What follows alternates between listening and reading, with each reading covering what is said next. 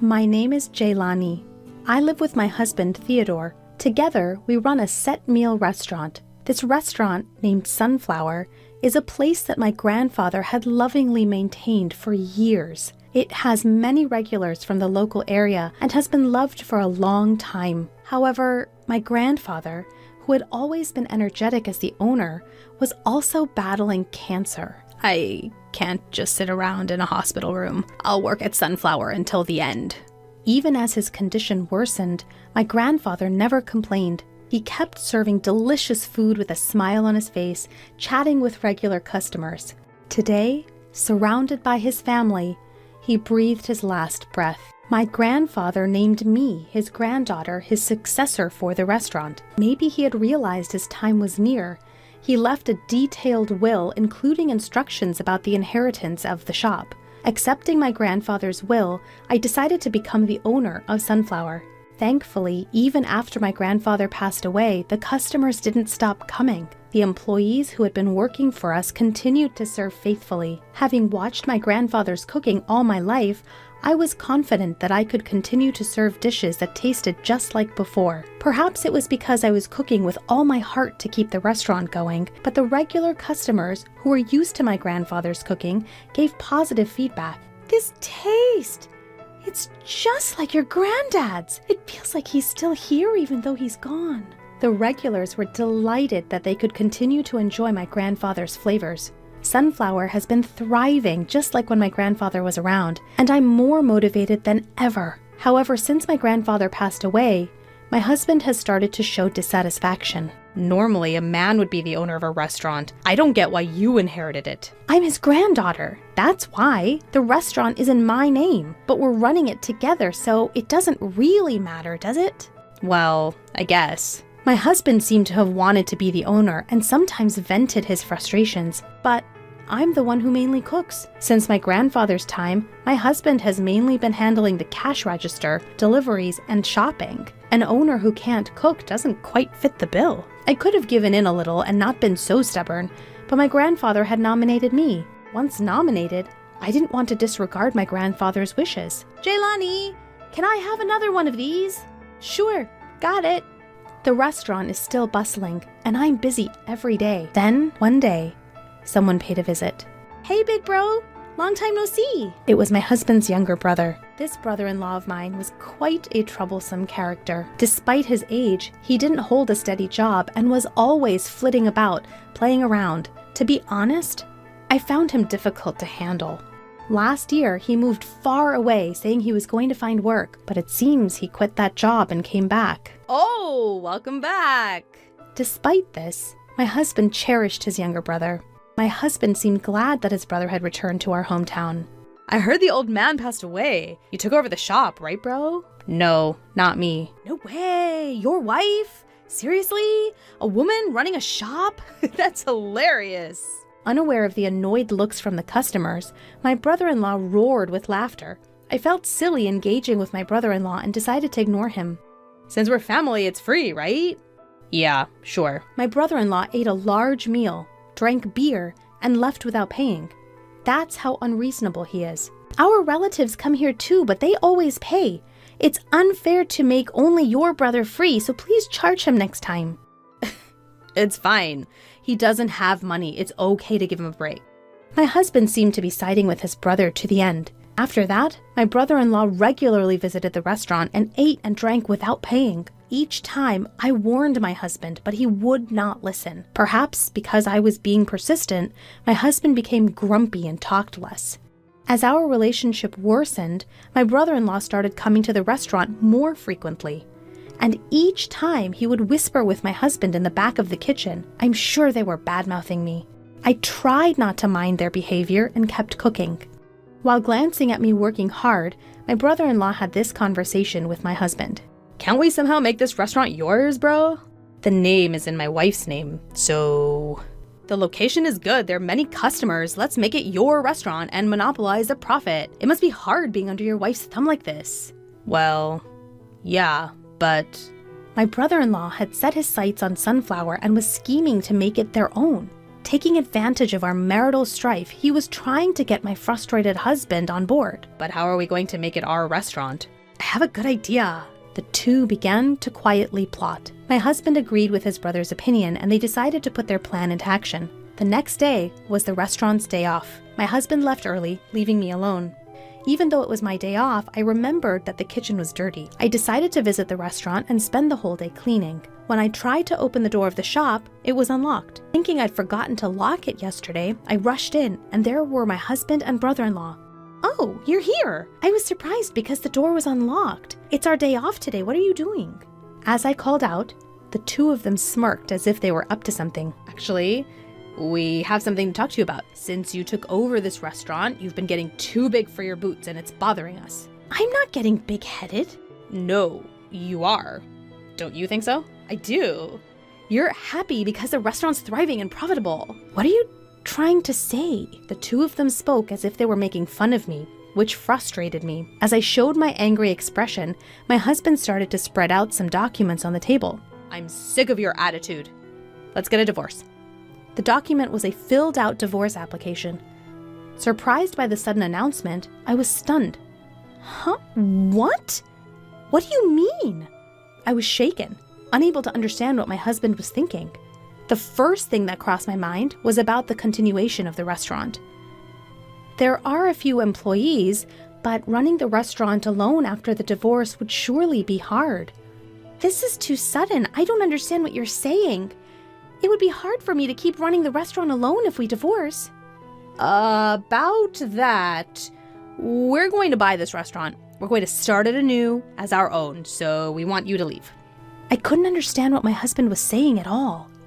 It's such a waste to continue running a dull diner in such a good location with so many customers. We're gonna make this restaurant better. That's why? Please sign the divorce papers and leave quickly. The two of them were saying such absurd things that I couldn't keep up. This is a restaurant that my grandfather protected. The profits are already enough. We should continue as we have been for the sake of the customers. So you're saying you have no intention to grow? In a little while, a restaurant like this will go out of business. To prevent that, I'm saying I'll start a new restaurant. No matter what I said, I couldn't get through to them. Surely my husband must have been brainwashed by his brother. Well then, we'll buy this restaurant for whatever price you want. We'll be able to earn it back quickly, so any price is fine. I couldn't stand the bullying attitudes of the two of them. All right. If that's the case, I'll sell it for $50,000. Please wait for 2 weeks while I prepare the divorce papers and the contract. And during those 2 weeks, neither of you should come to the shop. Once I said I was selling the shop, the two of them were in high spirits. There was a reason I was giving up the shop so easily. They were selfishly talking without knowing about it. In the meantime, I managed to run the shop alone. Huh? Where's your husband? Well, we're actually getting a divorce. What? So suddenly? So, will you be running Sunflower alone then? No, my husband is buying the shop. I'll be leaving in 2 weeks. The customers were surprised and looked genuinely disappointed. But there's some good news too. I quickly distributed flyers that I had made to the customers. When they saw it, their expressions immediately relaxed. And 2 weeks later, I presented the contract to sell the shop and the divorce papers. There are no complaints with this, right? My husband promptly signed the contract. $50,000. I'll transfer it to your account right now. So this is my shop from now on. My husband and brother-in-law were ecstatic. With them out of the corner of my eye, I packed up my belongings and left the shop. On my way to file the divorce papers, I was excited to see what the two of them were going to do next. My ex-husband and brother-in-law immediately started running the shop. We've explained the situation to the employees, and even without Jaylani, the shop should run fine. All right, let's make some money! With that, the two of them began to prepare for the day with enthusiasm. At 10 o'clock, when the shop usually opens, a different scene unfolded. Why aren't the customers coming? There were no customers who usually came as soon as the shop opened. The employees who had always been diligent about coming to work weren't at the shop either. My ex-husband tried calling the employees, but no one was answering. They had never experienced anything like this before, and the two of them began to panic. Rushing out of the shop, my ex-husband noticed a regular customer walking by. Hey, you're our customer, right? Huh? Oh, yeah. I've been worried because you haven't come in yet. Come on in. Didn't you say the wife quit the shop? I was coming here for her cooking, so maybe I won't come anymore. Don't say that. We'll definitely serve something delicious. My ex-husband somewhat forcefully guided the customer into the shop. The customer reluctantly entered the shop and started to look at the menu to place an order. What's with this menu? Since I'm the shop owner now, I've decided to drastically change the menu. The traditional sunflower set meals were nowhere to be found on the menu. The menu was filled with foreign words, and it seemed difficult for the customer to understand, causing a drop in enthusiasm even before ordering. Then I'll have this steak. Understood. My ex-husband and brother-in-law enthusiastically started cooking. The customer, who had never seen my ex-husband cook, anxiously awaited the meal. Hey, is it ready yet? Sorry for the wait. Finally, 40 minutes after the order was placed, the meal was ready. When the steak was brought to the table, the customer's eyes widened in surprise. What is this? What my ex-husband served could hardly be called a meal. There were only 3 pieces of meat in the center of the plate. The outside was burnt, and the inside was raw. There was no sauce or anything else, just a bowl of bread and soup. We used high-quality ingredients, so we only used salt and pepper for seasoning. We cooked it to bring out the aroma of the outside and enjoy the rare inside. The customer didn't touch the steak, which looked like a failed dish at first glance. Upon closer inspection, the soup appeared to be instant.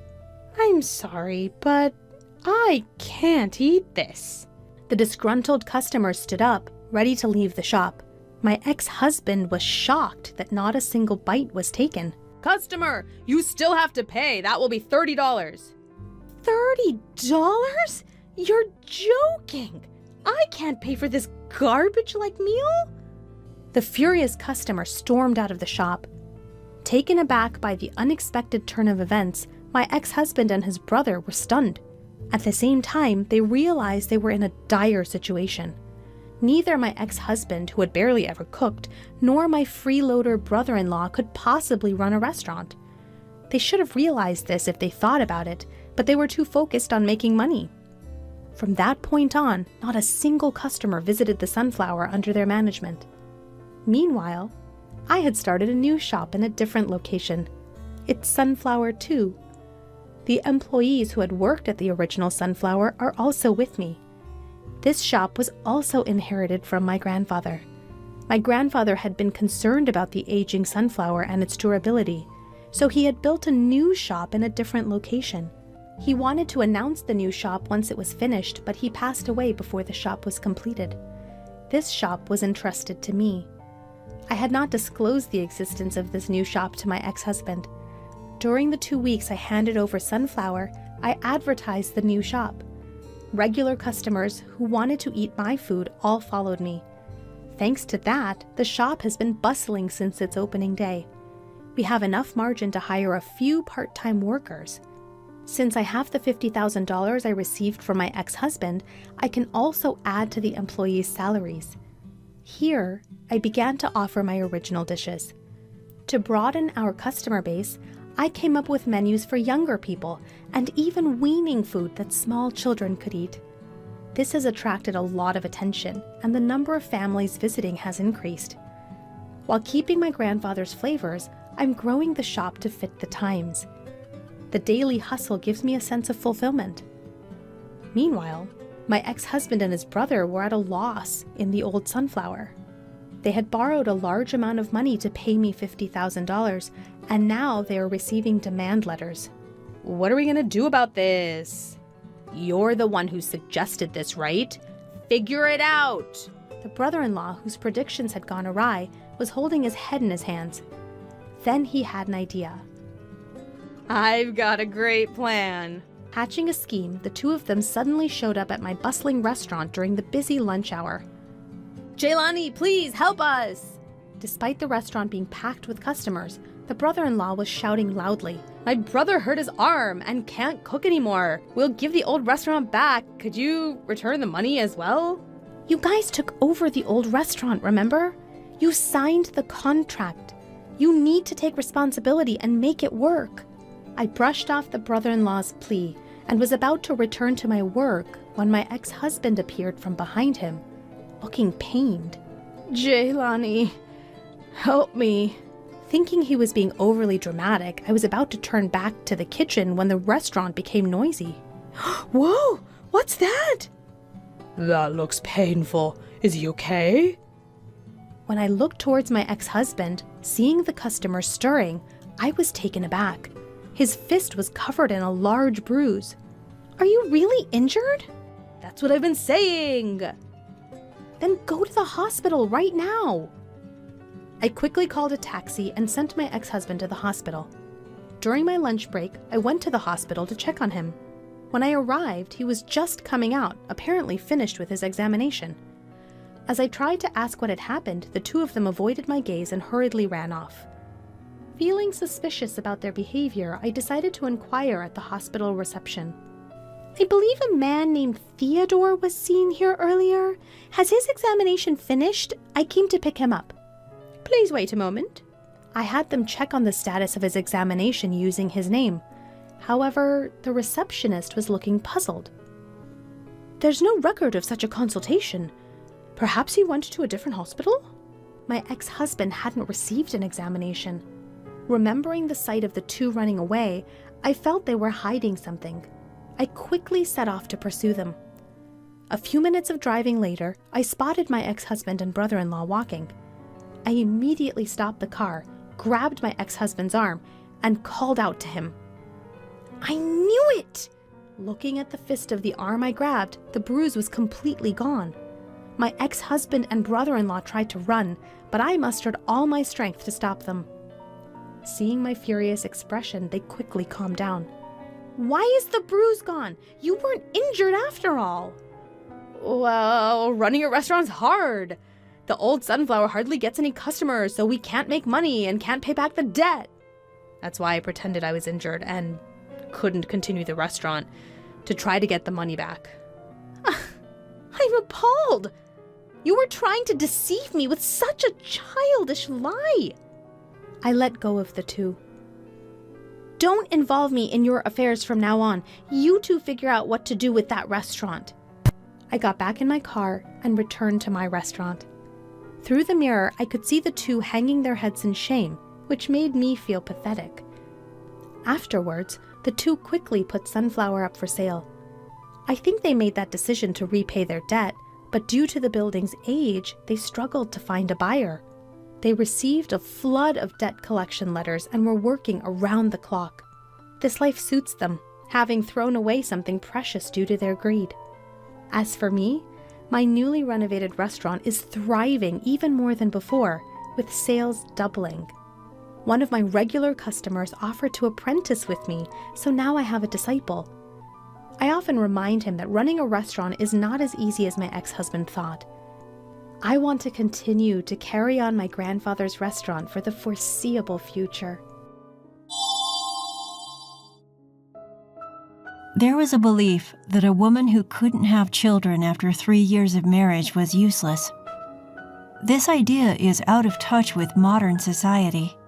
It's a backward way of thinking. Sadly, there are still those who carry the assumption that all women can and will become pregnant and give birth. And there are those who label women who can't as useless. My name is Ashley. I'm a 25-year-old housewife. I am unable to conceive. I have been weak and sickly since childhood with little physical strength. I often missed school. I didn't play with friends much, so I was shy. I had pale skin, was very thin, and didn't talk much. My parents considered me a defective product and despised me. They wished I would die sooner because I was a burden. All their love went to my older sister, Emily, who was 1 year older than me. Emily was healthy, unlike me. She had beautiful rosy cheeks and big, lovely eyes. I also had big eyes, but my thinness made them look sickly. My wealthy parents focused all their attention on pampering Emily. They bought her anything she wanted. I was left behind on family trips due to my illness. Hired housekeepers and nurses mechanically took care of me. I wasn't considered part of the family, so I never received souvenirs. Being treated as defective by my family was hell. I had no friends to talk to and I was lonely. My parents wanted to get rid of me as soon as possible. When I became an adult, they quickly married me off. My parents gave a large sum of money to my husband, Kevin. It was compensation for taking care of a weak, infertile, and defective person like me. Kevin, who was in financial trouble, married me for the substantial financial support. I was a full-time housewife. I was unsure whether Kevin was working or just having fun. However, he always came home late and drunk. Our marriage was based on money from the start, so Kevin never had any affection for me. Be grateful that someone like you, who's useless, even got married. I was repeatedly told the same thing as my parents, that I was useless because I couldn't have children. I still couldn't get pregnant after several years of marriage. However, there was one thing that saved me after getting married. Although Kevin treated me coldly, my father-in-law and brother-in-law and his wife were kind to me. My father-in-law, who'd known me since I married his son at age 20, treated me like his own daughter. My brother-in-law Mike and his wife Maria cared about me, especially Maria, who was worried about me. Ashley, you don't need to be like a doll and do whatever people say. Mike works for a big company and Maria also has a job. She even runs her own interior design office. She's a cheerful and wonderful woman. Maria is also very caring. Knowing that I spent most of my days alone and lonely, she came to check on me. At first, we just had tea and chatted, but eventually she started teaching me various things. Try to get a qualification in something, even if it's just a hobby, she advised me. I told her it was impossible because I hadn't gone to school enough. Seeing that I was down, only able to do basic housework, Maria said, "If you can do basic housework, you can do most things. Learning something new builds confidence." At Maria's suggestion, I started studying for a color certification. I later learned that my father-in-law had consulted with Mike and Maria about me. Ashley tends to underestimate herself.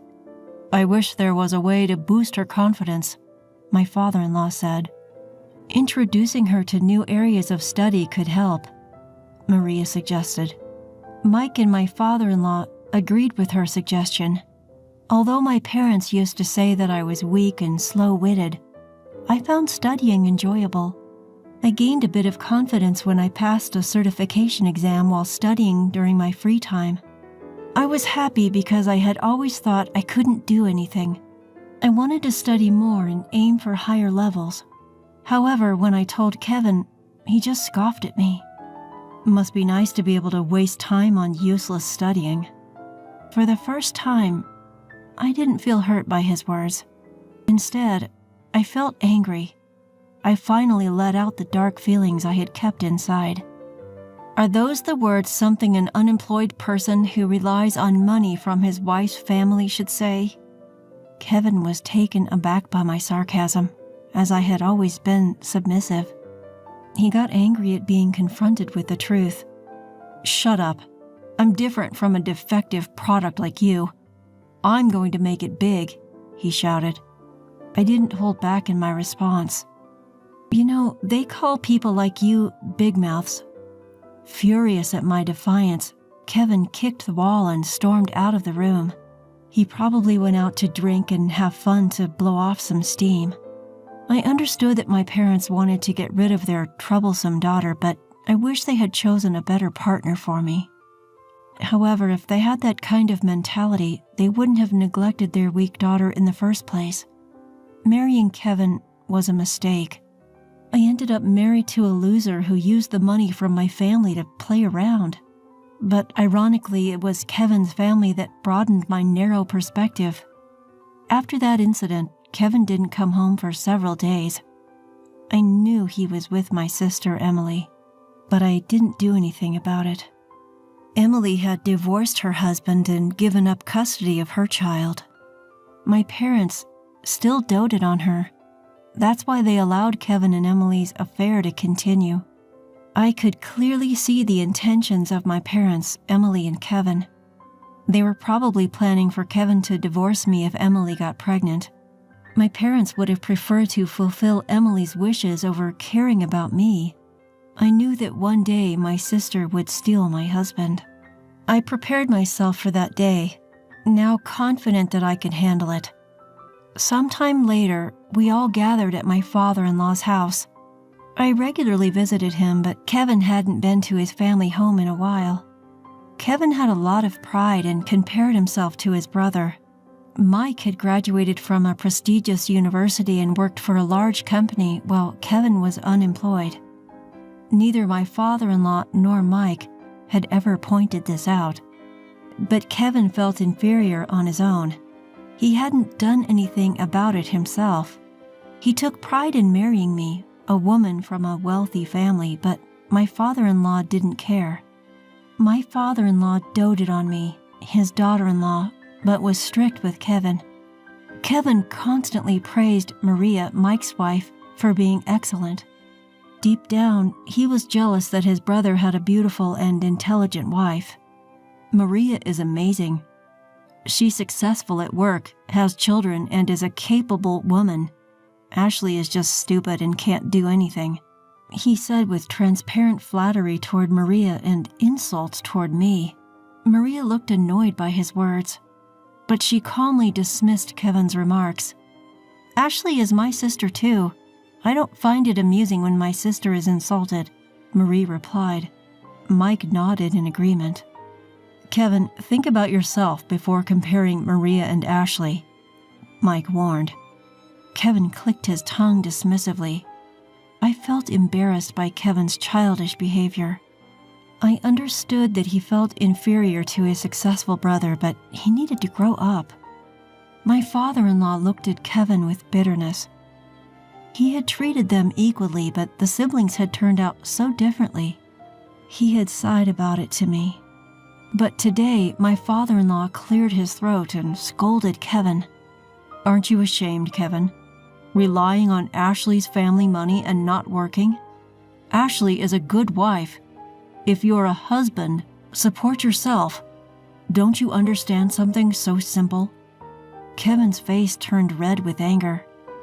Dad, Ashley was useless and dumped on me. That's why I'm just returning the favor, he retorted. Mike answered on behalf of his father.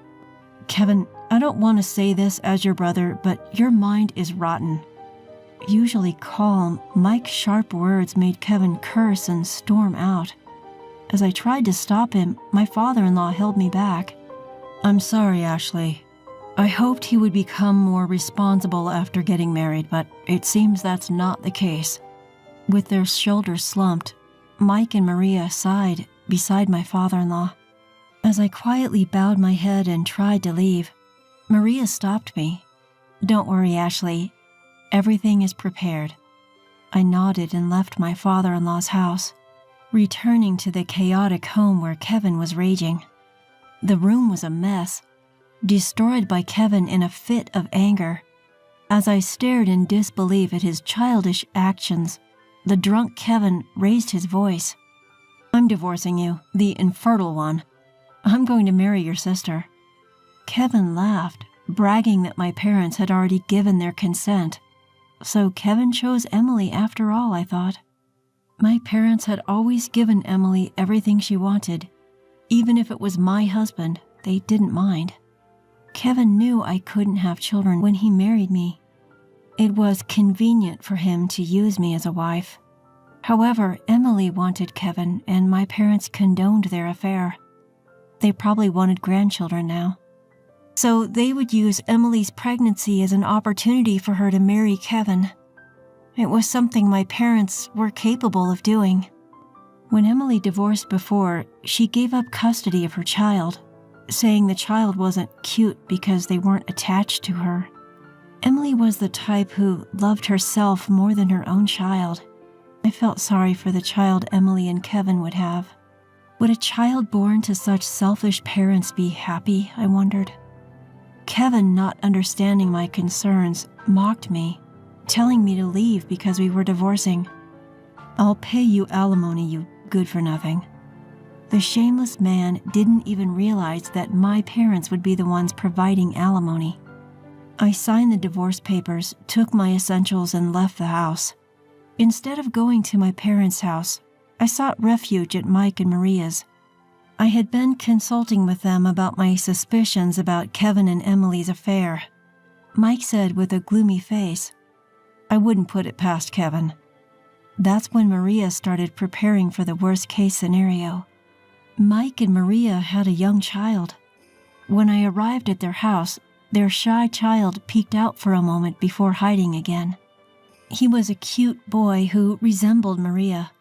According to Mike, his son was extremely shy. Maria, Mike, and I discussed our plans for the future. Maria had already arranged a place for me to live. I would be staying in the company housing of Maria's interior design firm, and I was going to work at Maria's firm. I was anxious about whether I could work, having never worked before.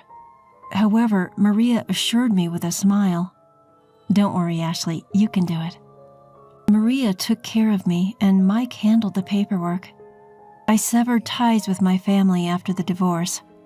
Mike explained the situation to my former father-in-law and concluded, "Dad, we are cutting ties with Kevin too."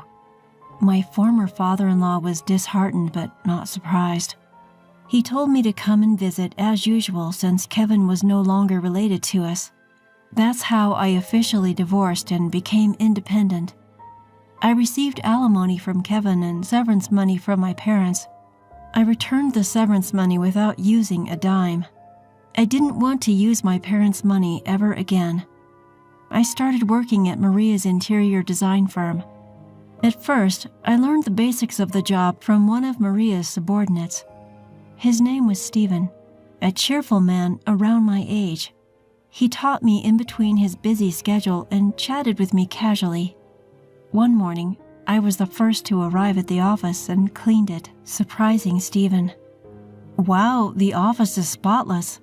He happily helped me with the cleaning. When I apologized, he tilted his head, puzzled. "I've thought this before, but why do you apologize when you haven't done anything wrong? We're equals. We work together." This was the first time someone told me we were equals. I had always felt inferior because of my weak body and inability to get pregnant. I believed that I was burdening others by living. In reality, the capable Stephen should have been in a higher position. But he laughed it off and said that if we worked together, we were the same. I felt embarrassed by my own self-deprecation, realizing that there were such generous men out there. At that moment, Maria came to work a little early. She looked at Stephen and me, smiling.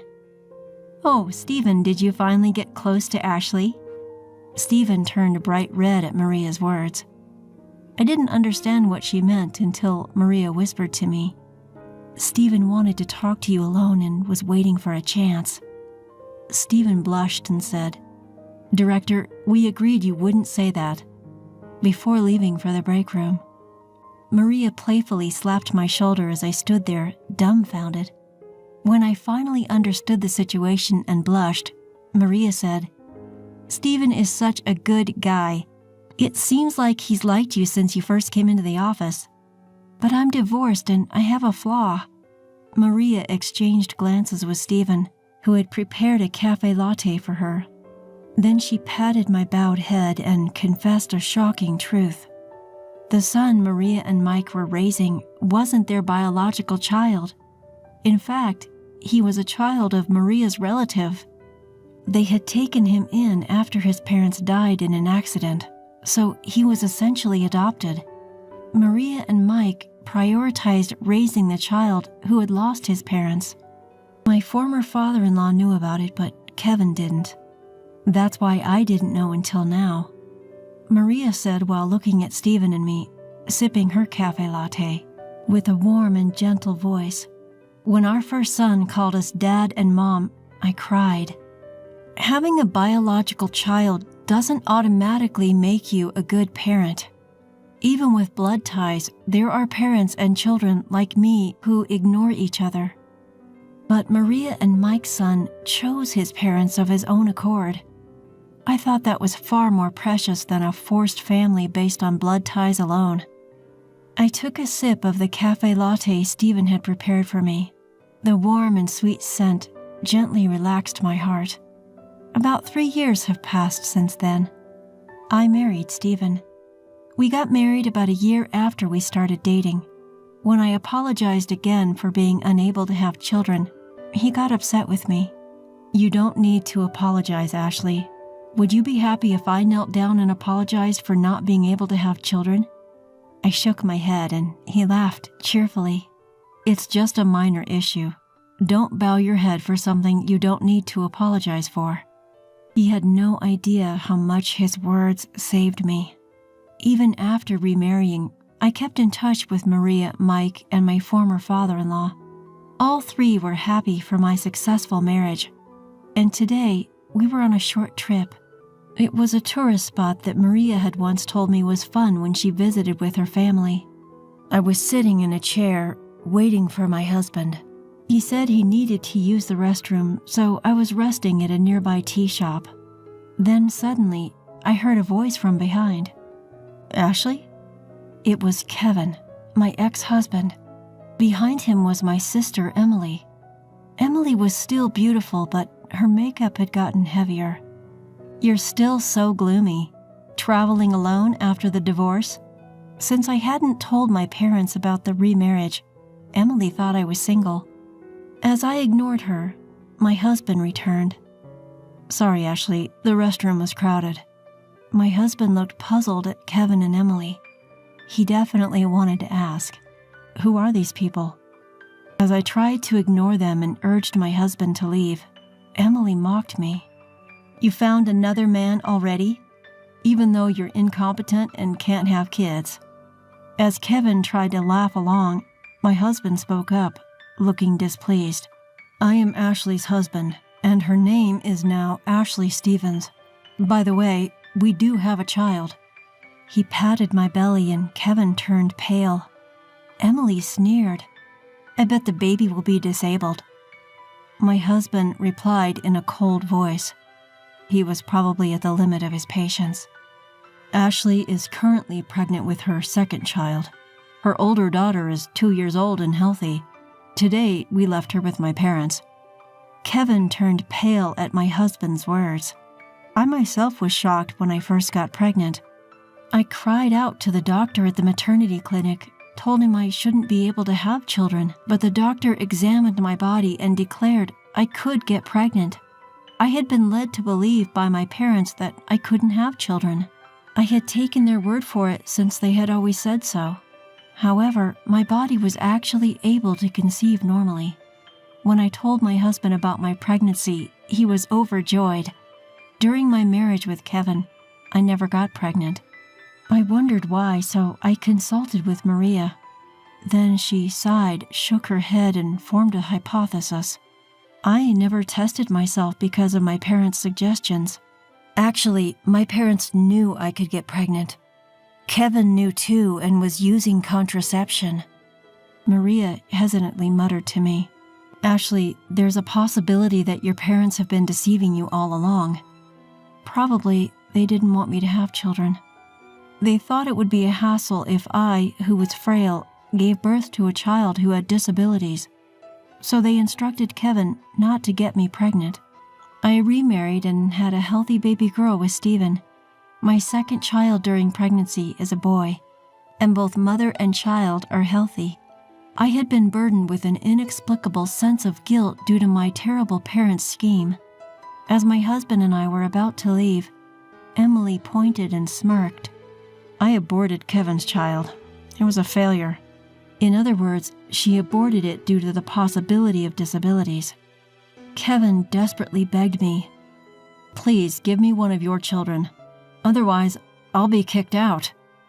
Emily laughed maliciously. I was about to scream in anger, but my husband stopped me. He looked at Kevin and Emily with disgust and said, "Save your nonsense for when you're in a coffin, you piece of trash." He gave them a sharp glare, then urged me to leave while holding my hand. I also turned my back on Kevin and Emily, sending them a contemptuous look before walking away. I felt like I had seen something incredibly bad for their unborn child. Later, I safely gave birth to a baby boy. Caring for my 2-year-old daughter and infant son is difficult, but my husband helps me. As for my ex-husband, Kevin, he was eventually abandoned by Emily. My parents were also kicked out once they were no longer needed. According to my ex-father-in-law and Mike, Kevin is in debt and struggling financially. They turned him away when he came asking for help, dumbfounded by his situation. And my selfish parents and sister Emily also ruined themselves. After divorcing Kevin, Emily indulged in affairs with married men and ultimately met her downfall. She was sued multiple times by her lovers' wives and had to pay alimony. In the process, she gradually lost her fortune and credibility with those around her. Even my parents couldn't stop Emily. Finally, due to Emily's selfishness, they lost all of their assets. Moreover, foolish Emily borrowed money from a shady company and is now being chased by a huge debt. My parents and Emily are homeless, but it's not my concern. They are not my family. They are just blood-related strangers. My precious family consists of my kind husband and 2 beautiful children. It doesn't matter what happened to my parents, Emily and Kevin. As I changed my son's diaper, my husband played with my daughter, laughing. Seeing his smile, I truly felt grateful to have met him. I smiled while watching them, and my husband looked puzzled. "What's wrong, Ashley?" "I'm just so happy to be married to you, Stephen," he playfully replied while patting our daughter. "Well, you're Mrs. Stephen, too." His cheerful laughter made me and our children break into smiles as well. Next customer, please come this way. The cash registers were getting crowded, so I quickly opened the one next to me and guided customers. After a while, the congestion was resolved, and I returned to stocking shelves. "Mary, you're amazing for being able to ring up customers so quickly." The person who spoke to me was another part-time employee. In this supermarket, there are high school students and many people of the same age group as me, so I enjoy working here. My name is Mary. I'm a 45-year-old part-time housewife. I've been working at this part-time supermarket for about 10 years. When my child entered elementary school, I decided to find a job and applied for a part-time position at a local supermarket that was recruiting. There were many housewives like me, and the manager is also a parent, so it's a good environment that understands child rearing. I've been working here for 10 years. Before I knew it, I became one of the oldest part-timers. There are more familiar faces among the customers, and many people greet me, and I get along well with other part-timers and part-time high school students. However, I never expected that something like this would happen. One day, we were told that our manager, who we all appreciated, was being transferred, and we were all disappointed.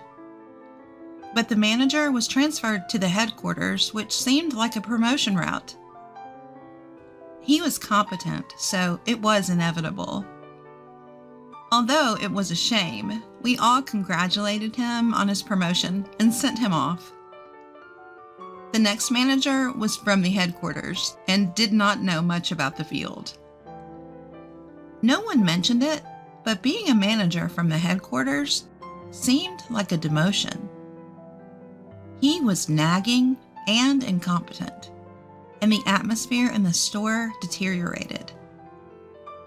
According to other part-timers, the president's wife seems to favor young, handsome managers.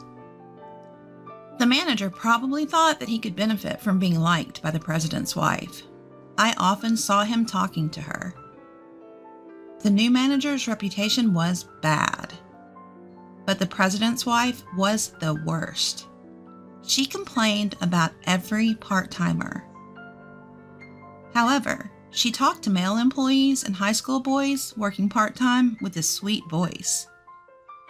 Although we part-timers were dissatisfied, no one dared to complain to the president's wife. Eventually, some part-time housewives and student part-timers started quitting. Just as I started considering looking for another part-time job, I became the target of the president's wife.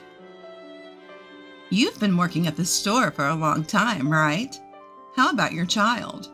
Already a college student? Which college?" I was surprised to be asked such a question suddenly. "Yes, I've been working here since the previous manager." I didn't want to talk about my child, so I tried to dodge the question. Then the president's wife said this: "You look incompetent. You probably didn't even go to a decent college, did you?" That remark hit me in the heart. But just then, the register area got crowded, so I nodded to the president's wife and quickly got in line. Actually, I only graduated from middle school. I was bullied in high school. Tried my best to hang in there, but eventually couldn't go anymore and quit during the summer of my 3rd year. Since then, I'd been living as a part-timer, met my husband at a part-time job, got married, and lived in a world completely unrelated to educational background. But the president's wife seems to be the complete opposite of me. She brags about being a graduate of a prestigious university, even when nobody is listening. But for some reason, she stubbornly refuses to mention the name of the university.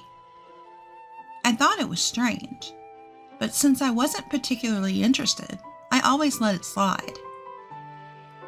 The president's wife probably had a preconception that housewives working part-time at a supermarket don't have high educational backgrounds. In fact, I once heard her talking about it with the store manager. Does she want to look down on us?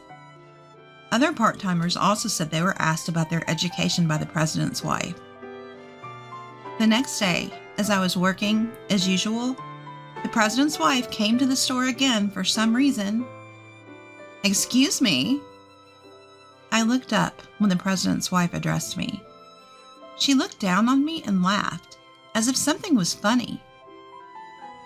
Somehow, controlling my irritated emotions, the president's wife opened her mouth. "You're a middle school graduate, aren't you? I didn't think you went to college, but I never thought you were just a middle school graduate. It's amazing that you can work with that kind of educational background." I wondered where she heard that from, and remembered that yesterday the store manager was checking part-timers' resumes in the office.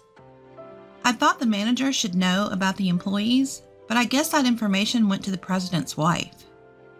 Knowing that I was a middle school graduate, the president's wife told other employees about it for some reason. Frankly, it was annoying. I had no intention of faking my education, but I couldn't understand the nerve of someone who would go around saying that I was a middle school graduate. My part-time colleagues didn't seem to care and acted as usual, but since then, the president's wife would always bring up that I was a middle school graduate. "Maybe you wouldn't understand since you're a middle school graduate. Since you're a middle school graduate, at least do some cleaning." That was the president's wife's catchphrase. I don't have to work here to be told things like that. That's what I started to think. A few days later, the president's wife appeared at the store again. Just seeing her made me irritated.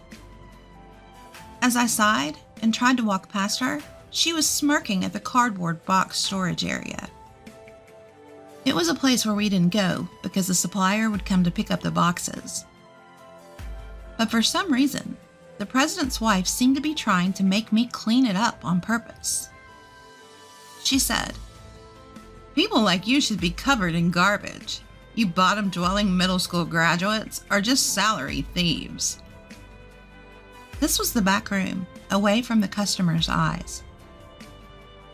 I had always been able to bear it because I was usually approached in the sales area, but that day, I couldn't hold back my pent-up anger.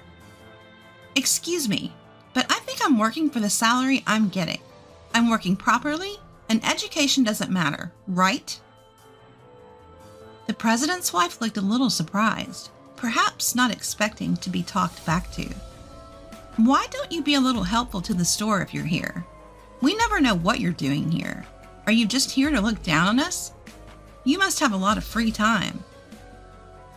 I continued without caring about the other employees passing by and entering my field of vision. The president's wife glared at me. "Huh, unlike a lowlife like you, I'm busy. I'm taking time out of my busy schedule to come to this store." "Is that so? Then what are you doing at the store? You're just chatting with the manager, flirting with the male employees and male high school part-timers, and looking down on us, aren't you?" As I calmly stated this, the president's wife's face turned bright red with anger. "Just by being here, I make the store more lively, don't I? You should be more grateful." I couldn't help but laugh at her words. Do you really think that? None of us employees or customers think that way. It's interesting how there are people who have educational backgrounds but are useless in the field. I vented all the resentment I had been harboring from being looked down on. The president's wife must not have expected to be told such things. She could only come up with cliched retorts. "Do you think you can work here after talking to me like that?" So I responded without hesitation. "Then I'll quit." The president's wife laughed at me mockingly. "It'll save on our labor costs." I returned the smile. "Yes, that's right. Good for you." I then headed to the locker room. When I entered the locker room, the part-timer who had passed by the scene earlier was there, and I told her everything that had happened. "Mary, are you quitting?" She was sad because we had been working part-time together for years.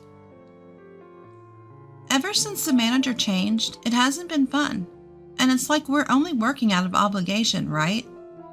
Many people have quit, but they don't hire more staff because it's a waste of labor costs. So our workload keeps increasing. I can't do it anymore. I guess that's true. I left the locker room and went to where the manager and president's wife were talking. Then, that's a quick story. Seeing me, the president's wife laughed. "I heard that the junior high school graduate is quitting here. I wonder if there's a place for a junior high school graduate to work." The manager also laughed, so I told them off. "Even if I have nowhere else to work, I won't come back here. I'll return the uniform next week. Thank you for everything." I felt strangely refreshed as I left the supermarket. The following week, when I went to return my uniform, the store was noisy.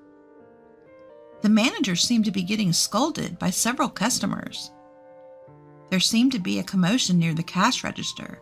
Maybe there was a mistake in the transaction. The customer's anger seemed extraordinary. However, there was nothing I could do since I had already quit. So I went to the office to leave my uniform.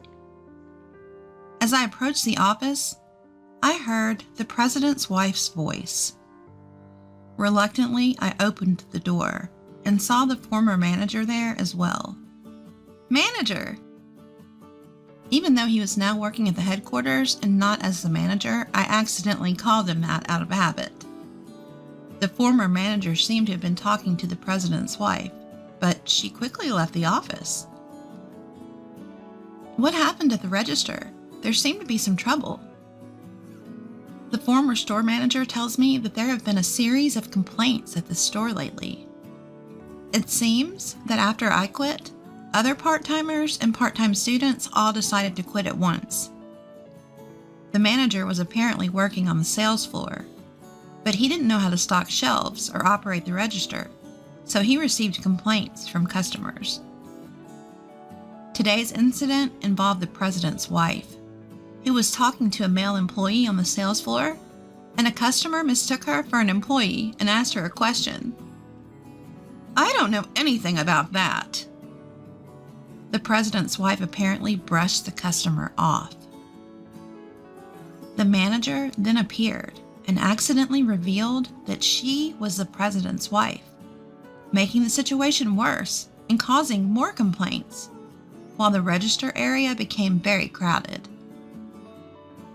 At this time, all the part-timers had quit, so employees and the manager who don't usually work at the register had to do so. And there were many mistakes. The register was so slow that customers started getting irritated, and it seemed the manager was being scolded. The former store manager asked me why I quit, so I answered honestly.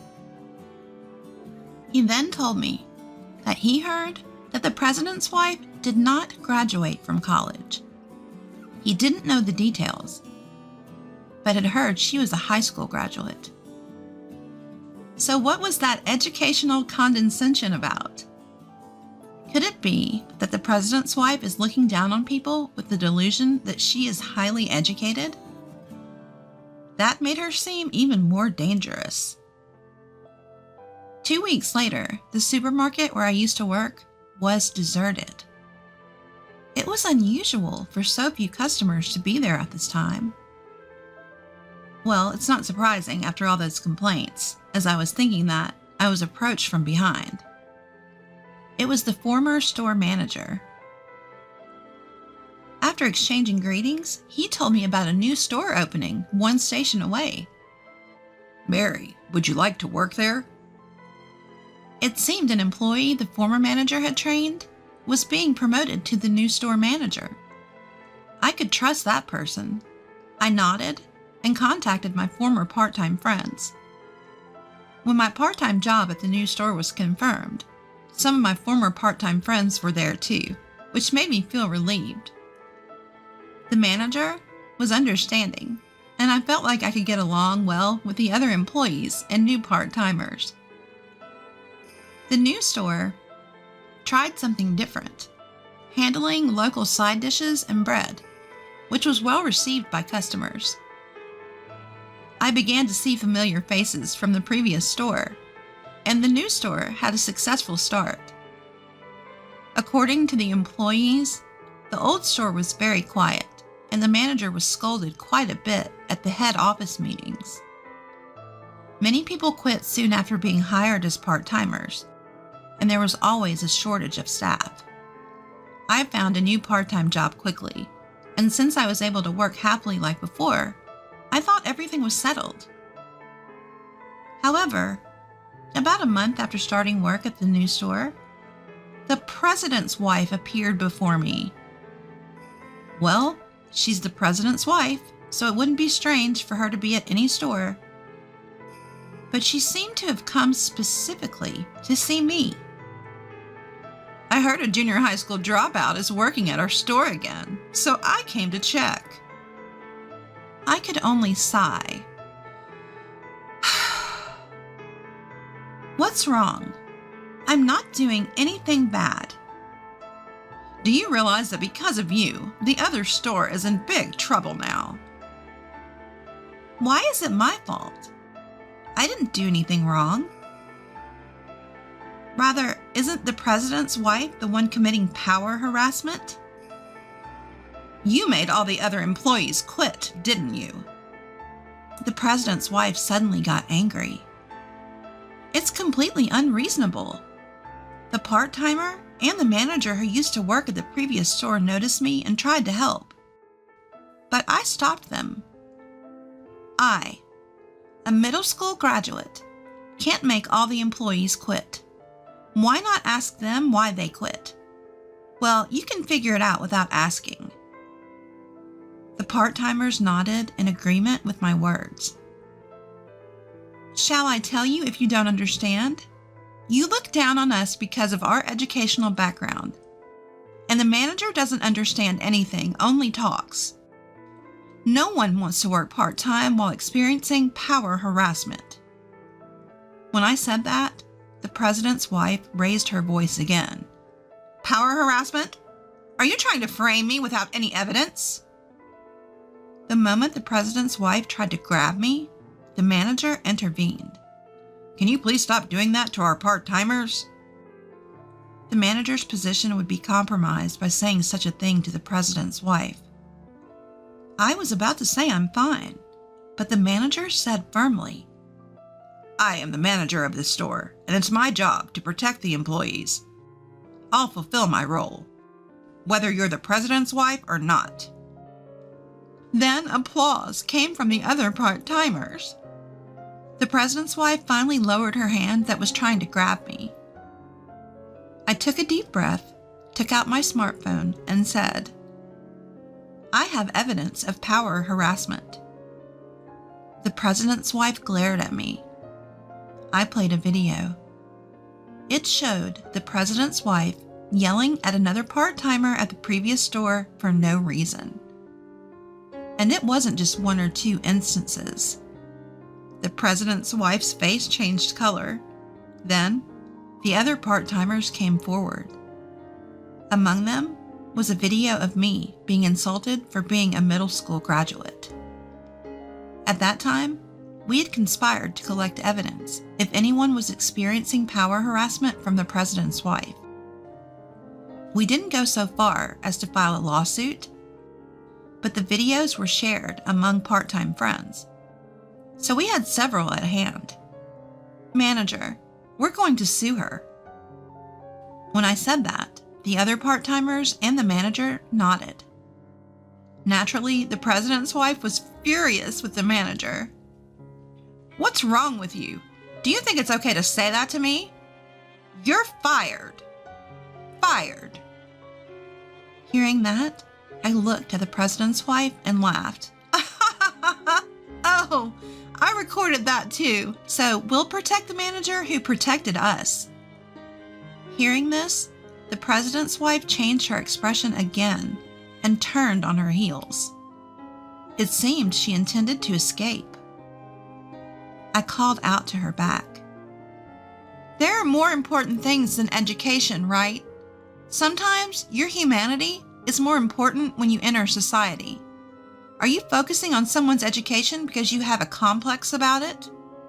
The president's wife turned around and said, How did you know that? It seemed she had inadvertently admitted it. I laughed.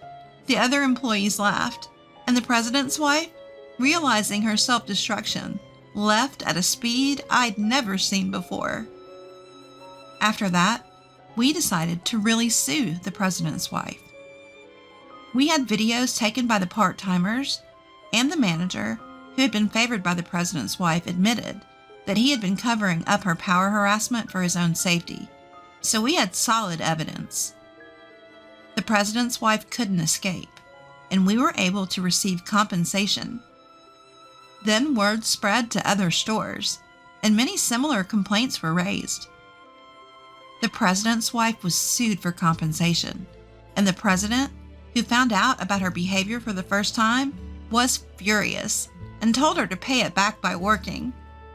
It is a locally owned supermarket, so the president and his wife's house is also local. When I witnessed the president's wife working angrily at a nearby drugstore, I couldn't help but laugh.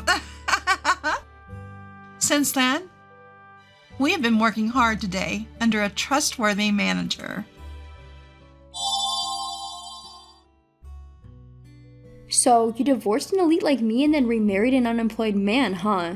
My ex-husband Brian's voice echoed throughout the fancy restaurant. Sitting next to him, the woman who was his affair partner back then looked at us, covering her mouth as if trying to hide her amusement. Well, I guess a divorced nurse like you can only marry an unemployed man. Is this your husband? He's quite a plain-looking guy. Perfect for you. Brian said something like that. My current husband stepped forward, shielding me. Please stop. I won't allow you to make fun of Mary any further. Oh, the unemployed husband has appeared. Hey, do you know who I am? I know very well, that's why. At that moment, my husband's words made my despicable ex-husband freeze. My name is Mary. I am 27 years old and I've been married for 2 years. I have been working as a nurse, my dream since I was a child, and my days are busy but fulfilling. Hey Mary, look at this! In the morning, Brian, my husband, called me over with a bundle of papers and a happy expression. What's going on? Wow, that's amazing! It was the company newsletter for the advertising agency where Brian worked. Ranked number 1, Sales Department's rising star, Brian. The headline was accompanied by a photo and interview of Brian with a proud smile. I'm in trouble, they featured me again. While saying that, Brian couldn't hide his joy. Brian was an elite, having graduated from a well-known university and working at a major advertising agency. That's amazing, Brian. I'm happy too. Well, as a mere nurse, you can't imagine this glamorous world.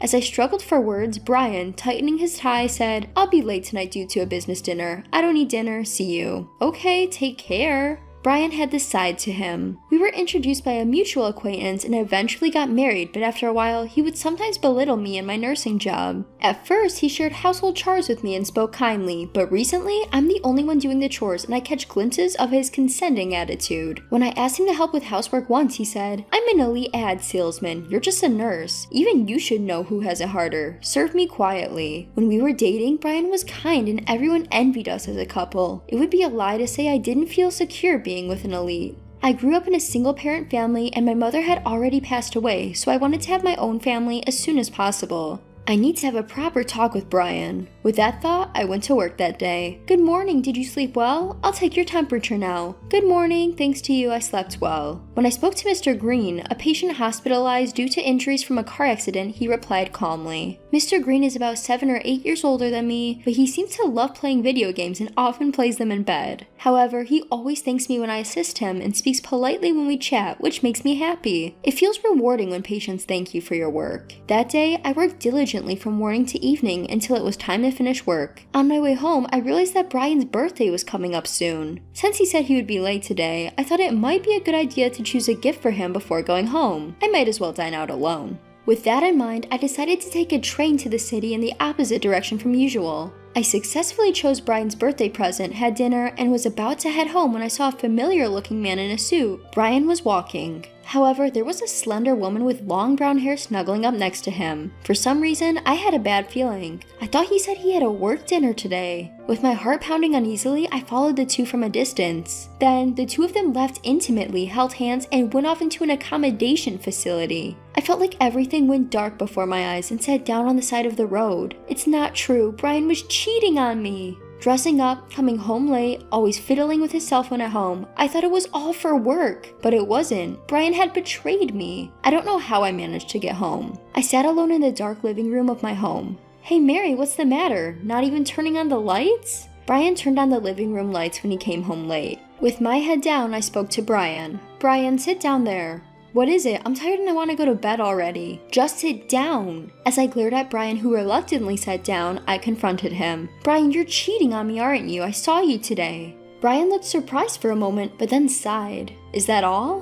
What do you mean, is that all? Yeah, that's right. I have another girl I'm dating. She's a receptionist at work, famous for being cute. Can't help it, can I? I'm popular. What are you saying? As I was astonished by Brian's brazenness, he continued, You should be grateful that I've been with someone like you, who has nothing going for them. Your face is nothing special, you work as a nurse, a lowly job, and you have no parents. How can you keep someone like me, Mary? What? Well, it doesn't matter. I kept you around as a housekeeper, but you're no longer needed. Pack your things and leave.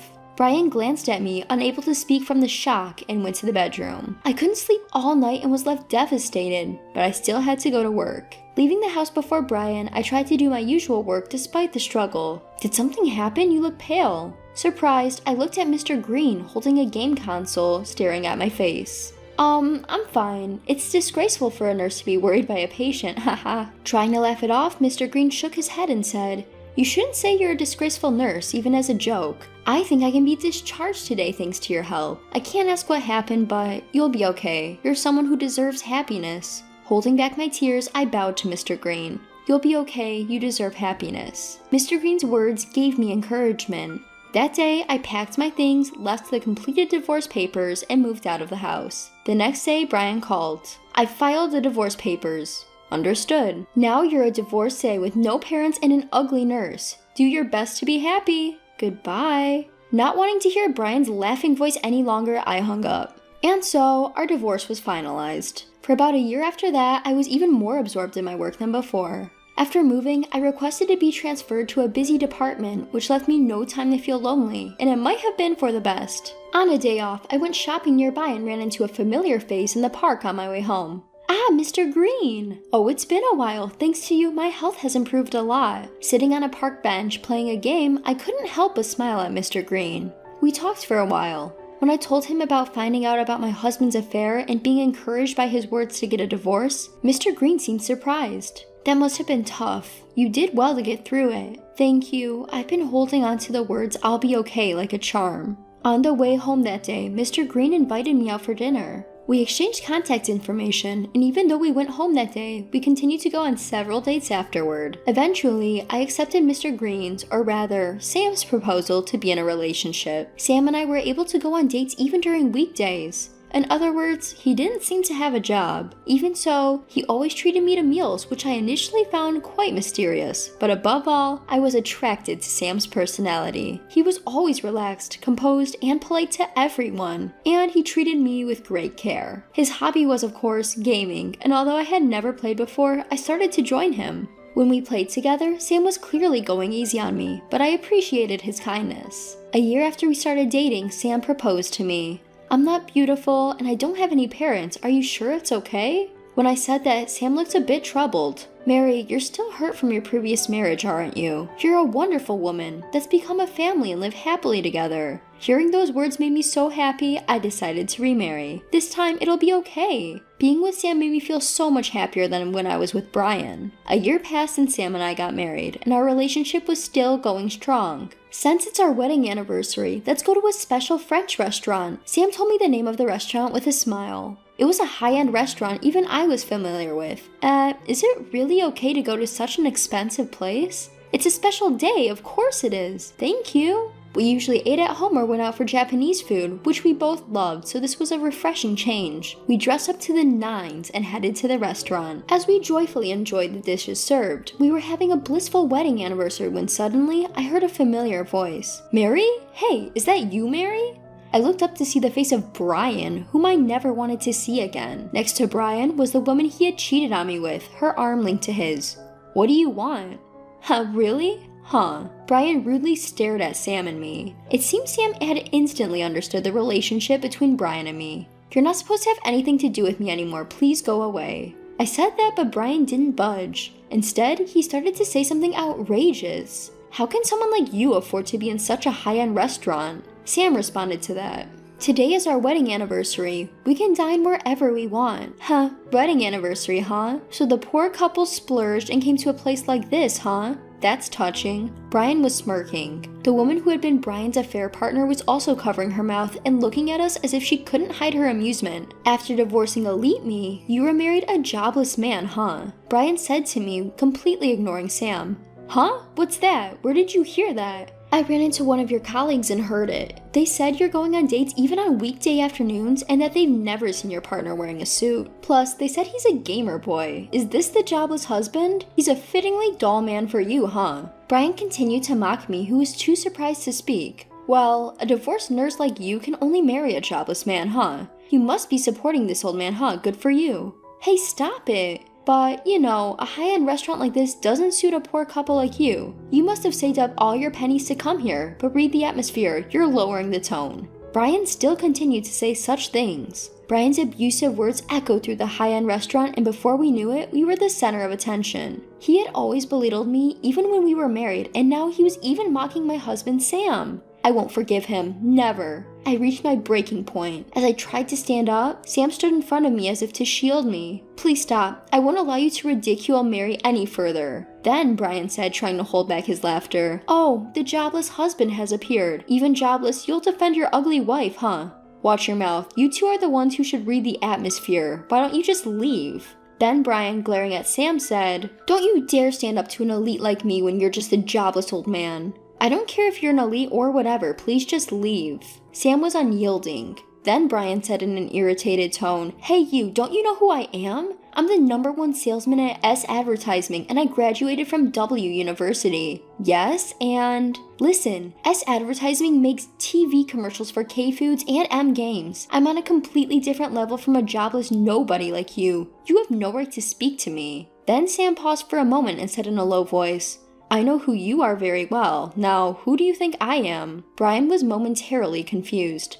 Huh? There's no way I'd know who someone like you is. Then, the woman next to Brian, who had been silent until now, let out a small scream. Wait a minute, this guy, isn't he Sam Green? Huh? Who's Sam Green? The woman hurriedly explained to the puzzled Brian. He's the founder of M Games. He graduated from the American Massachusetts Institute of Technology and became a top figure in the gaming industry within 10 years, a genius engineer and entrepreneur. What? Huh?